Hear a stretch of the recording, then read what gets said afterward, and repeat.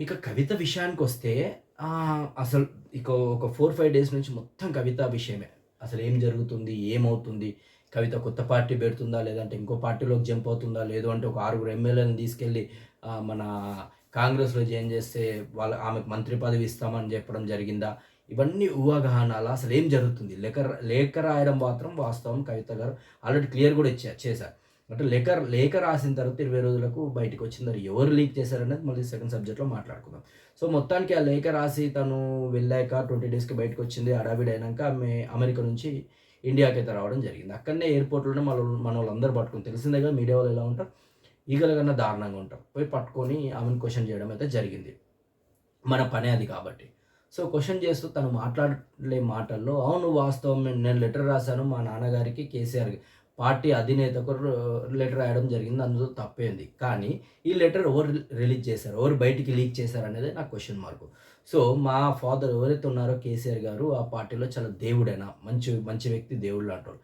అంటే పక్కనున్న వాళ్ళే కొంతమంది దయ్యాలే ఇలాంటి పనులు చేస్తున్నారు. మరి పార్టీ నుంచి నన్ను దూరం పెట్టాలనుకుంటున్నారో మరెందుకో తెలియదు. కాకపోతే రజతోత్సవ సభలో జరిగిన కొన్ని అంశాలను నేను ఆ లెటర్‌లో రాయడం జరిగింది. అంటే ఇలా ఇలా చేసుంటే బావుండేది. ఇలా ఇలా చేసుంటే బావుండేది. మీరు ఇంకొద్దిగా మాట్లాడుంటే బావుండేది. సో, ఇలాంటి విషయాల గురించి ఇంకొద్దిగా స్పందించుంటే బావుండేది. జనాలు చాలా కోరుకున్నారు. మీ నోటి నుంచి ఇంత అద్భుతమైన ఇంకా మాటలొస్తాయని చూసారు. సో, అనుకోకుండా ఏం జరిగిందో తెలీదు గానీ, మీరు కొద్దిసేపే మాట్లాడడం జరిగింది. అది కాకుండా కొన్ని విషయాలను మీరు కట్ చేయడం జరిగింది. అది కాకుండా 2009 నుంచి 2001 నుంచి మన ఉద్యమంతో మనతో పాటు నడిచిన ప్రతి ఒక్కరికి కూడా మాట్లాడే అవకాశం ఇయ్యాల్సింది. సో, అవి కూడా మీరేమి ఇవ్వలేదు. సో, ఇలాంటి అవకతవకలు కొన్ని జరిగినాయి. సో, మీరు కొద్దిగా ఇవి అర్థం చేసుకొని సరిదిద్దండి నాన్నగారు అన్నట్టు నేను లెటర్ రాసాను. సో, వాళ్ళేంటంటే పాత ఇన్‌చార్జీలకు మళ్ళీ ఇన్‌చార్జీలు ఇయ్యడము, స్థానిక ఎలక్షన్‌లలో మాకే సీట్లు ఇస్తారని వాళ్ళు కూడా విర్రవీగడము. సో, దీనివల్ల క్యాడర్ కొద్దిగా దెబ్బతింటుంది. ఉన్నవాళ్ళు కూడా నిజాయితీగా పనిచేసే వాళ్ళకి కూడా కొద్దిగా ఫీల్ అయ్యే సిట్యుయేషన్ ఉంది. అందుకనే నేను లెటర్ రాయడం జరిగింది. సో, ఆ లెటర్ మా నాన్నగారు చదివి మరి పక్కన బెట్టినప్పుడు, ఆ లెటర్ ఎవరు రిలీజ్ చేశారు? బయటికి ఎవరు లీక్ చేశారు? దానివల్ల వాళ్ళ ప్రయోజనం ఏంటి? నన్ను పార్టీ నుంచి పక్కన పెడదామని చూస్తున్నారా? ఇది మాత్రం అసాధ్యమైన విషయం. సో, నన్ను పక్కన పెట్టాల్సిన సిట్యుయేషన్ రాదు. సో, వెళ్తే నేనే వెళ్ళాలి గానీ, మీరు పెట్టేంత ధైర్యం మీకు లేదు. సో, ఇలాంటి చిల్లర పనులు చేయొద్దు అనేసి కవిత మాత్రం చాలా సీరియస్‌గానే వార్నింగ్ అయితే ఇయడం జరిగింది. సో, మొత్తానికి నిన్న మాట్లాడుతూ చిట్ చాట్ చేస్తూ మీడియా వాళ్ళతో గూడా అసలు పార్టీలో అంటూ లీడర్ అంటూ ఎవరు లేడు. లీడర్ అనే వ్యక్తి ఒక్కరే ఒకరు పార్టీలో కేసీఆర్ గారు.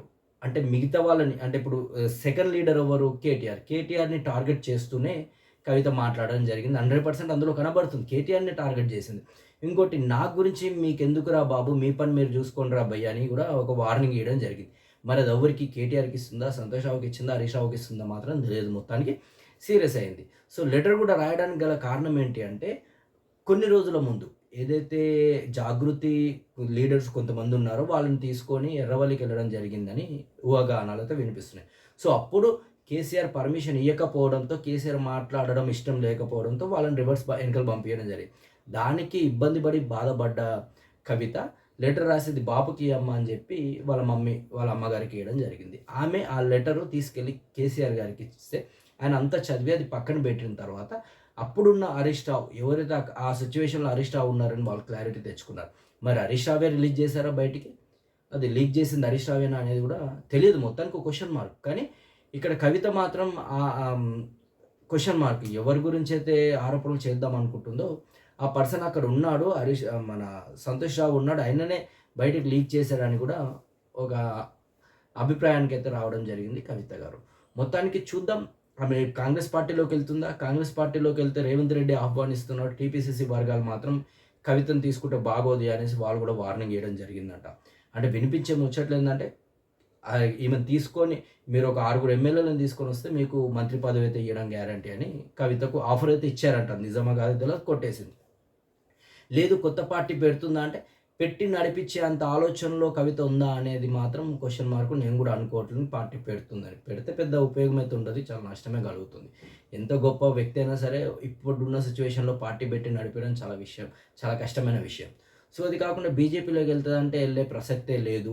తను వ్యక్తిగతంగా అయితే ఎళ్ళే ప్రసక్తత లేదు.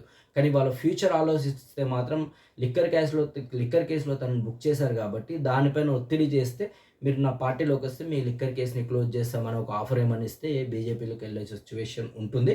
బట్ ఎళ్ళదని నేను అనుకుంటున్నాను. ఇక ఇప్పుడు పరిస్థితి ఏందంటే బీఆర్ఎస్ ఒకటే. సో, ఇవాళ కూడా మాట్లాడుతూ మరి మీరు కొత్త పార్టీ పెడుతున్నారా? లేదా పార్టీ మారుతున్నారా? అంటే ఈ పార్టీ నాది. నేను పుట్టిన ఇల్లు, నేను పుట్టిన పార్టీ ఇదినే. సో, దీన్ని నేను వదిలే ప్రసక్తే లేదు. నన్ను బయటికి పంపించే దమ్ము, ధైర్యం కూడా ఏ నాయకుడికి లేదు. నన్ను పంపియాలంటే మా నాన్నగారు ఒకరే, కేసీఆర్ గారు. పార్టీ అధినేత మాత్రమే నన్ను బయటికి పంపియాలి. సో, ఆయన కాకుండా మిగతాళ్ళు ఎవ్వరికి అంత సీన్ లేదు. అసలు ఆ స్థాయి నాయకులే బీఆర్ఎస్ పార్టీలో లేరు అని చెప్పడం జరిగింది.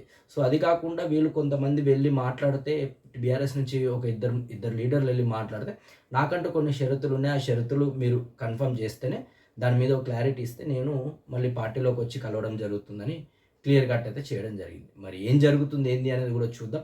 ఈ కవిత ఎపిసోడ్ మరి జూన్ 2కి పార్టీ అనౌన్స్‌మెంట్ అంటున్నారు.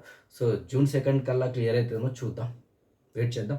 పార్టీ పేరు కూడా మనమే ఫస్ట్ చెప్పాం. తెలంగాణ బహుజన రాష్ట్ర సమితి టీబీఆర్ఎస్ పార్టీ పేరు అని అనుకుంటున్నారు. సో, చూద్దాం. ఇది కూడా నేను చెప్పింది నేను అనాలిసిస్ నిజమా కాదా అనేది కూడా జూన్ 2లో క్లారిటీ వస్తుంది. చూద్దాం. బాయ్.